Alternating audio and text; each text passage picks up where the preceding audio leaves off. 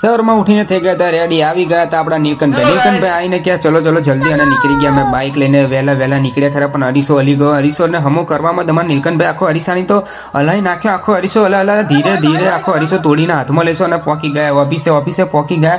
અને ઓફિસે પોકીને જોયું તો શું, બહાર ધુમાડા ઉઠી ગયા હતા. ખબર ને શું ધુમાડા ઉઠી ગયા, પણ નીચે તો ગયા ને એટલામાં આવી ગયા પટેલને આવી ગયા હતા બોક્સ લઈને. એટલામાં પાછળ આવી ગયા દાદા પણ બોક્સ લઈને આવી ગયા. અને એટલામાં તમારે નીચે ફોન આવ્યો કે નીચે આપી જાવ પાર્સલ. એમાં આવી ગયા હતા નીચે નીલકંઠભાઈ આવી ગયા હતા પાર્સલ લેવા.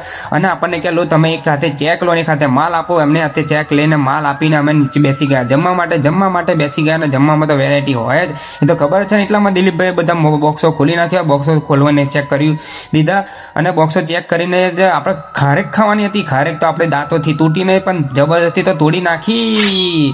અને એટલામાં નીચે ફોન બીજો આવી ગયો. એટલામાં આવી ગયા હતા આપણા નીચે માલ લેવા માટે દાદા આવી ગયા હતા નીચે માલ લેવા માટે. દાદાને નીચે માલ આપીને અમે હવે જઈશું હવે ઘર તરફ માટે. અને ઘર તરફ જવા માટે નીકળી ગયા હતા. પણ એટલામાં જે યાદ આવ્યું કે કશુંક રહી જાય છે. અને પછી ખબર પડી કે વાર કપાવાના છે. ઘણા ટાઈમથી વાર કપાના હતા, એટલે વાર કપા બેસી ગયા હતા. અને પાછળ તો પિઝા પાર્ટી ચાલુ હતી. આપણે તો વાર કપામાં થઈ ગયું હતું મોડું, કેમ તે લોકો ખાવામાં પડ્યા હતા પીઝા ખાઈને. નીલકંઠભાઈ માથામાં કોસકો અને પોણી મારે, પણ માથામાં તો વાર તો એમને છે નહીં, પણ વાર સેટ કરવા જ પડે. અને આપણો એટલામાં આવી ગયો હતો નંબર.